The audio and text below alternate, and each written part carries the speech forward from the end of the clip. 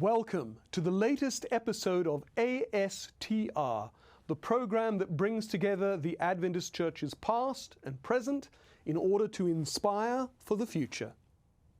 Thank you to the many of you who have watched the first few episodes on various platforms and who have gotten in touch with us. We appreciate your support. If you want to receive more content from the General Conference Office of Archives, Statistics and Research, you can sign up to receive our quarterly newsletter, Telling the Story. To sign up, email us, archives@gc.adventist.org. That's archives@gc.adventist.org. In this episode, Michael Juncker, one of our research specialists, shares the life story of the Adventist pioneer editor, author, theologian, and church administrator Uriah Smith. Then I'm joined by Dr. Galina Stelle, ASTR's Research and Evaluation Manager, to discuss some of the research we do in ASTR and let you know how you can find out more. Finally, our data collection and publication team provide another statistical nugget with information about historical and current delegate counts at General Conference sessions. But first we go to This Week in Adventist History.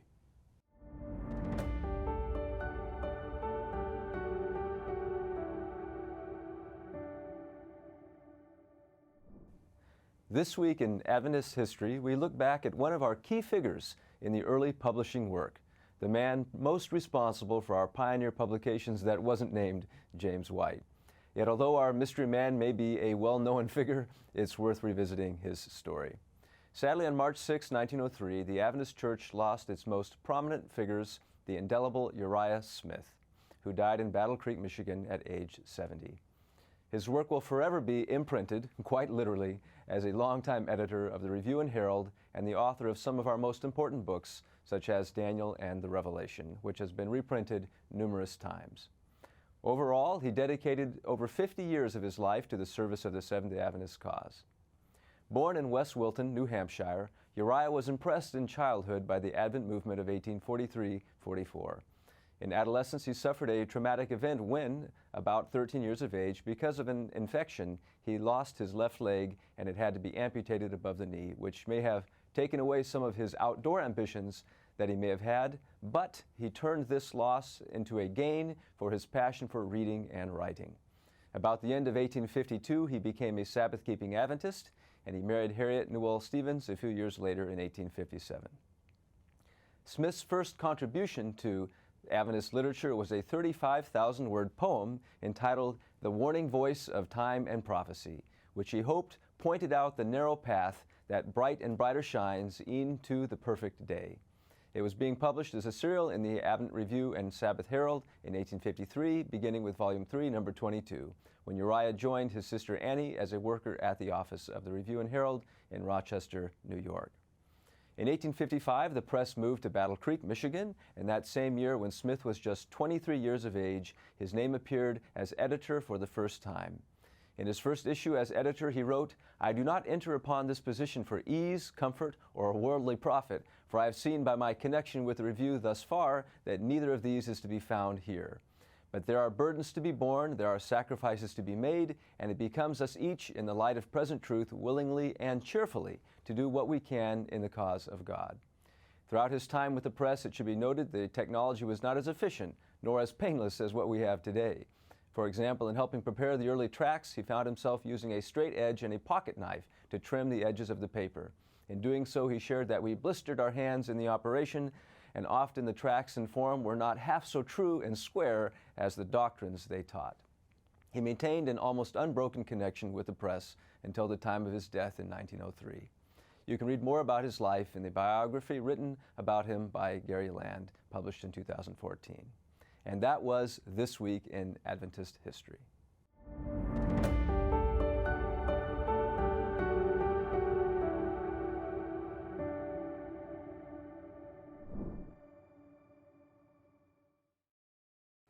Have you ever wanted to read historic past issues of the Signs of the Times or the Review, but didn't know how you could do that? Well, take a look at ASTR's online archives.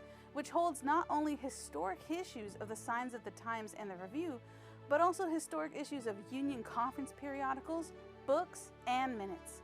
Visit the online archives at documents.adventistarchives.org. The Adventist Church has always valued data.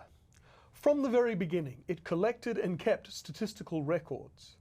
The denominational yearbook goes back to 1883, and while the annual statistical report was first published as a standalone volume in 1907, yearly statistical reports have been compiled, reported to church leaders, and published in church papers since 1865.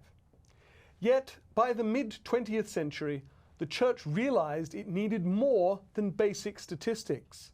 It needed more qualitative data. Today I have with me the Research and Evaluation Manager of ASTR, Dr. Galina Stelle. Galina, can you tell us about when that happened? Certainly. From the 1960s, in addition to gathering statistics, church leaders started using research more often, though only irregularly at first. Seeing benefits from research, church leaders identified the need of consistent human subject research for strategic planning and decision-making. Such an approach became a reality in the 21st century. The Adventist Church moved from sporadic use of Adventist research pioneers such as Montisa Lin, Roger Dudley, and Bailey Gillespie towards creating an office in the General Conference with responsibility for systematic research.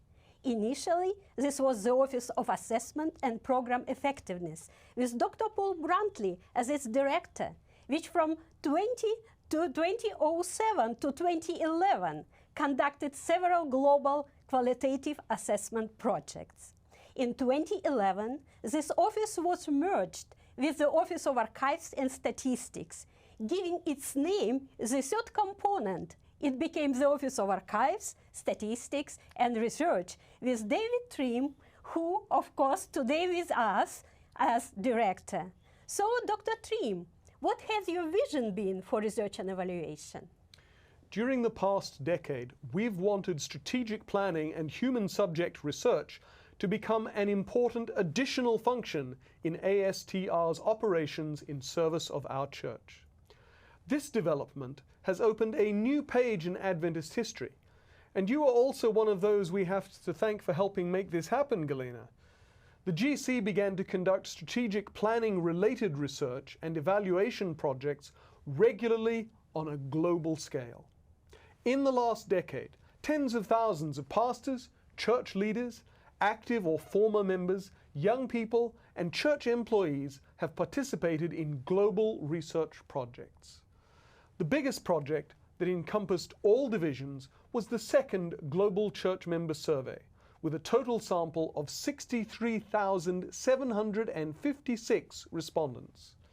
You can find its meta-analysis report, a summary of all the separate division survey reports, and those other division research reports at our website, adventistresearch.info. That's adventistresearch.info.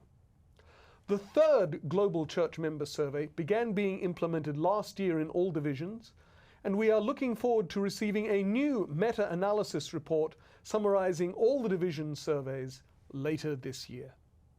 In addition, 3 other research studies, an Adventist Pastors Survey, a Church Leadership Survey, and an Institutional Employees Survey, will contribute to strategic planning for the next quinquennium.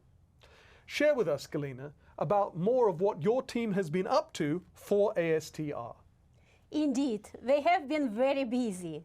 Over the last 10 years, in addition to the strategic planning research, the ASTR Research and Evaluation team also supervised evaluations of the mission effectiveness of several major church ministries and organizations, including Adventist Review and Adventist World magazines, Hope Channel, and Adventist World Radio. We also developed a mission effectiveness evaluation handbook and manual, and both are available at our website, adventistresearch.info, for use by other church organizations in conducting evaluations. The content includes a biblical foundation and philosophy of evaluation, and step-by-step guidelines for evaluating church ministries and organizations. Dr. Trim, could you tell us who helped to make this possible? It would not be possible to accomplish these global assignments without the professional expertise of Adventist researchers with whom ASTR contracts for most of its research projects. However, until recently, a worldwide network of Adventist researchers was missing. Research teams in different divisions functioned separately, each on their own basis, connected to their respective educational institutions, but without reference to other professionals with similar research interests. To remedy this, in 2012, ASTR organized the first conference of Adventist social science researchers, which laid the foundation for the creation of the International Adventist Human Subject Researchers Association, or AHSRA, which is called ASHRA for short. Its official organization took place at the 2013 Nurture and Retention Summit, which was also organized by ASTR. And since 2013, ASHRA has conducted annual conferences. The next ASHRA hybrid meeting will take place in Nairobi, Kenya on May 25 to 27, 2023. If you're interested, you can read more about ASHRA's work at www.ahsra.net. Our team also has sought to share research data with church leaders, pastors, researchers, and lay members. For that reason, we created the website adventistresearch.info, which is a part of the suite of ASTR websites. In May 2016, the research and evaluation team started publishing bi-monthly research newsletter and blogs to inform anyone interested about recent research projects and their findings. The range of our topics is extensive, and you can read all our published blogs at our website, www.adventistresearch.info/blog/. The blogs are available in English, and additionally, many of them are available in German, Portuguese, Spanish, French, and Telugu versions. If you would like to receive regularly the ASTR Research newsletter with a blurb of the new blog and links to the different language versions, please visit adventistresearch.info/research-newsletter to sign up for it. We would always be happy to receive our viewers' feedback on our blogs, on our research-related questions, or any other suggestions you may have. You can reach Galina and myself with such questions or suggestions at research@gc.adventist.org. That's research@gc.adventist.org. We're also happy to share that in some divisions there are counterparts to the GC ASTR. Dr. Trim, could you share more information about that? That's right, Galina. We're delighted that there is an Office of Archives, Statistics and Research, both at the North American Division headquarters with Dr. Michael Campbell as director, and at the South American Division headquarters, where Rodrigo Romanelli is its director. Thank you, Dr. Trim. We truly believe that our research data can help build up the Seventh-day Adventist Church into a beautiful spiritual house that consists of living stones and can strengthen its ministries to the glory of Jesus Christ, our Lord, as it is written in the 1 Peter 2:5. Are you a pastor, leader in your local church, or someone who wants to witness to others? Check out the Encyclopedia of Seventh-day Adventists, the ASTR. It has fantastic materials for devotionals, sermon illustrations, mission stories, children and youth programs, Bible studies, and prayer meetings. Don't delay. Visit the ASTR today at encyclopedia.adventist.org. That's encyclopedia.adventist.org. For today's statistical nugget, at the first General Conference session held in Battle Creek, Michigan in 1863, only 20 delegates were present to draft the Seventh-day Adventist Church's Constitution and established top leadership, including president, secretary, and treasurer. The administrative structure created in 1863 was elaborated on in the early 20th century, but still remains at all levels of church administration. As the church has grown, so has the number of delegates to General Conference sessions. This is because the selection of voting delegates is based on the church membership in each world region and the self-sustainability of administrative regions. The number of delegates had nearly doubled by the 1879 session. By the 1909 session, just 30 years later, the number of delegates had grown substantially to 328, a seven-fold increase in just 3 decades. Then, by session 47 in 1954, the number of delegates increased to 1,109, which is an increase of 5,500% since 1863.